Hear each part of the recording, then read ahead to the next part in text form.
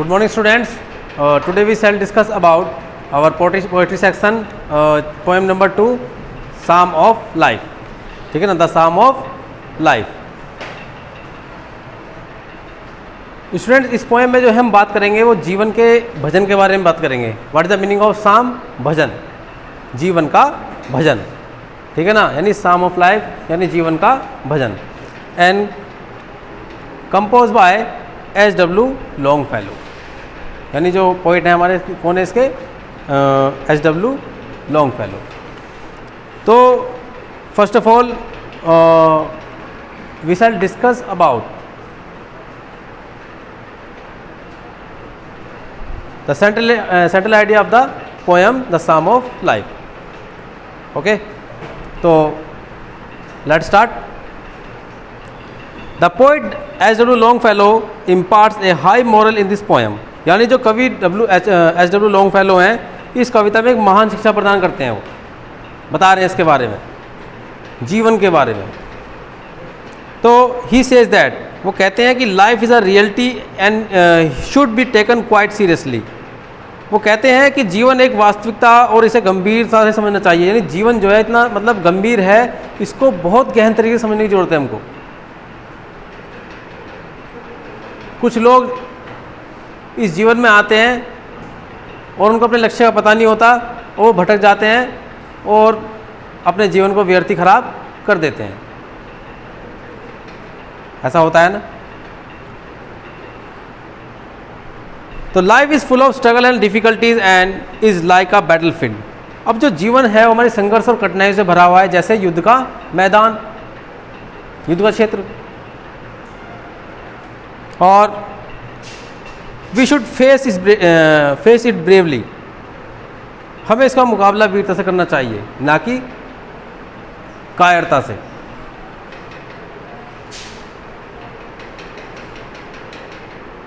To achieve our goals in life we should be patience and hard working. अपने जीवन के लक्ष्यों को प्राप्त करने के लिए हमें धैर्यशाली होना चाहिए, धैर्यशील, और हमेशा परिश्रम करनी चाहिए.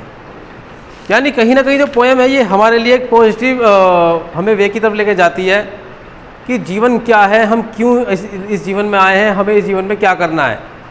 जब तक हमें इस टारगेट का पता नहीं चल पाएगा, जब तक हमारा कोई उद्देश्य नहीं होगा जीवन का, जीवन बेकार है. आप लोगों ने देखा होगा कि कुछ लोग समाज में मतलब आते हैं, वो चले जाते हैं, उनको कोई पूछता भी नहीं है और वो लंबे भी जीते हैं. लेकिन कुछ लोग ऐसे आते हैं संसार में कि वो आते हैं लेकिन कुछ ऐसा काम कर जाते हैं कि उन्हें आने वाली पीढ़ी भी याद करती है. आप जानते भी हैं, हमारे वीर योद्धा, सैनिक जितने भी हैं, मतलब जो हमारे क्रांतिकारी हुए या वैज्ञानिक जितने भी हुए, जिन्होंने पूरा संपूर्ण जो है मतलब विश्व उनको जानता है, तो वो लाइफ अपनी ऐसे जिए कि शायद आज हम उसको याद कर रहे हैं, हमारी आने वाली पीढ़ी भी उनको याद करेगी. तो उनको पता था कि हाँ हमारे जीवन का क्या उद्देश्य है, तो हमको भी इस उद्देश्य को फॉलो करना है, हमें भी अपने जीवन का टारगेट बनाना है और हमें कुछ ऐसा करना है कि हमें आने वाली पीढ़ी भी याद करे. ठीक है स्टूडेंट, तो पोएम स्टार्ट करते हैं. Life is real, life is earnest. अब जीवन के बारे में बात हो रही है. अब लाइफ इज़ रियल यानी वास्तविक. जीवन क्या है कि वास्तविक जो मुझे दिखाई दे रहा है वो जीवन ही तो है. और लाइफ इज़ अर्नेस्ट यानी जीवन क्या है? गंभीर है. And the grave is not its गोल.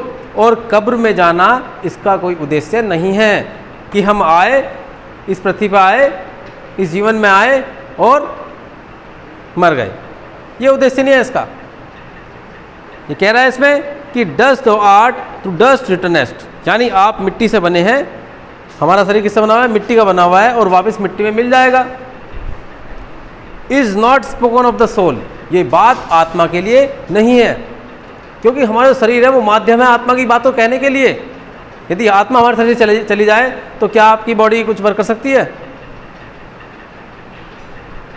तो ये सिर्फ एक माध्यम है शरीर, कि ये शरीर जो है मिट्टी से बना हुआ है और मिट्टी में ही मिल जाएगा. और ये बात आत्मा के लिए नहीं है, क्योंकि आत्मा को कोई नष्ट नहीं कर सकता. ठीक है.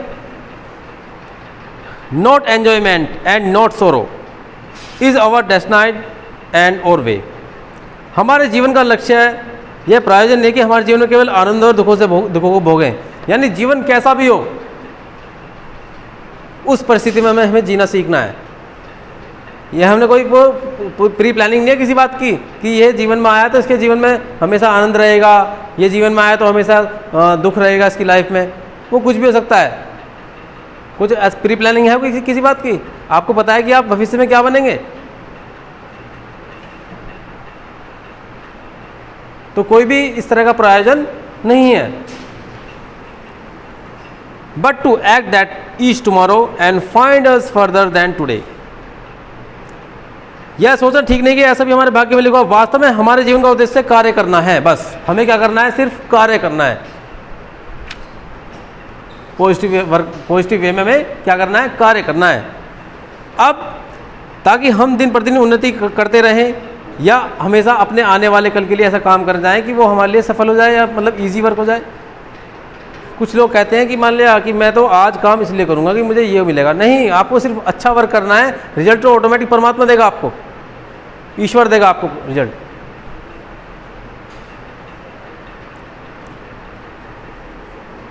इन the world's a broad battle field of battles.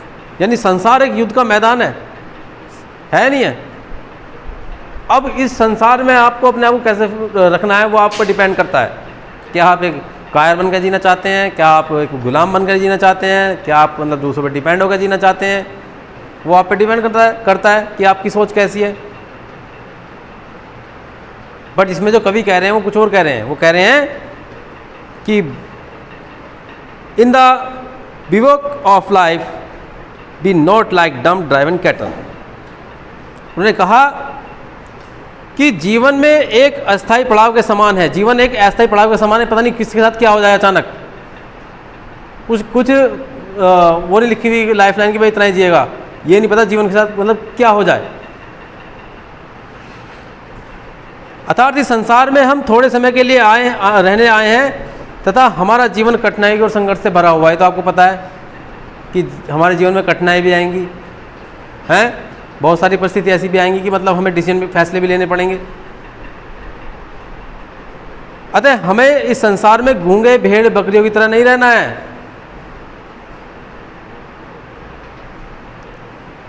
जो मतलब डंडी मारती है वो उधर चल दिए उधर चल दिए। नहीं, क्या करना है?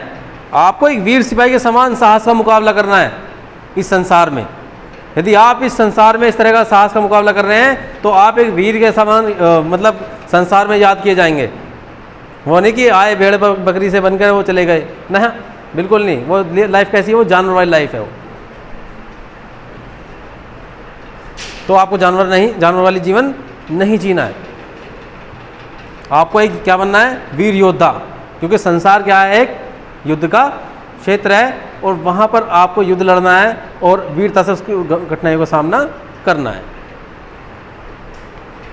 Let us then be up and doing with a heart for any fate, still achieving and still pursuing, learn to labour and to wait. अब लास्ट में क्या दे रहे हैं कवि? हमें क्या दे रहे हैं? प्रेरणा दे रहे हैं, शिक्षा दे रहे हैं। क्या वो शिक्षा है? कि हमें क्रियाशील होकर हमें कार्य को साहस में जुट जाना चाहिए। यानी क्रियाशील मतलब एक्टिव होकर। यानी कि ये नहीं कि मतलब हमारे देश का नुकसान हो रहा तो होने दो, वो किसी और का नुकसान है, वो मेरा नुकसान नहीं है। नहीं, ये देश भी आपका है, ये समाज भी आपका है। तो अपनी जो रिस्पॉन्सिबिलिटीज है उसको निभाइए आप लोग। यदि लगातार हम अपने उद्देश्य की प्राप्ति के लिए कार्य करते रहेंगे, लगातार लगे रहेंगे, तो कुछ ना कुछ तो प्राप्त करेंगे आप लोग। या नहीं मिल पाएगा? मैंने आपको पहले बताया था ना कि कुछ लोग ऐसे होते हैं कि जो कुछ प्रयास करते हैं और कुछ लोग ऐसे होते हैं जो प्रयास करने से भी डरते हैं। तो आपको डरने वाला कंडीशन नहीं, मतलब उसमें नहीं जाना। आपको बनना है कि प्रयास करने वाले, और एक दिन आप सफल जरूर हो जाएंगे। ठीक। अतः हमें फल की चिंता किए बिना हमेशा परिश्रम करते रहना सीखना चाहिए। हमें फल की चिंता मत करो। यदि आप एक अच्छा वर्क कर रहे हैं तो फल भी आपको हमेशा क्या मिलेगा? अच्छा ही मिलने वाला है। ईश्वर आपके वर्क को देख रहा है, उसका रिजल्ट आपको क्या देगा? पॉजिटिव ही देगा। यदि आप किसी काम को 100% तरीके मतलब पूरी जान उसमें लगा के वर्क को कर रहे हैं, पूरे डिवोटी हो गए। ठीक। तो एक बार दोबारा इस पोएम को देख लेंगे कि the life is real, life is earnest and the grave is not its goal and dust thou art and the to returnest and in the not is not spoken of the soul. Not enjoyment and not sorrow is our destiny and or way, but to act that is tomorrow find us further than today. In the world's broad field of battle, in the bivouac of life, be not like dumb driven cattle and be a hero in the strife, and let us then be up and doing and with the heart of any fate and still achieving and still pursuing, learn to labor and to wait.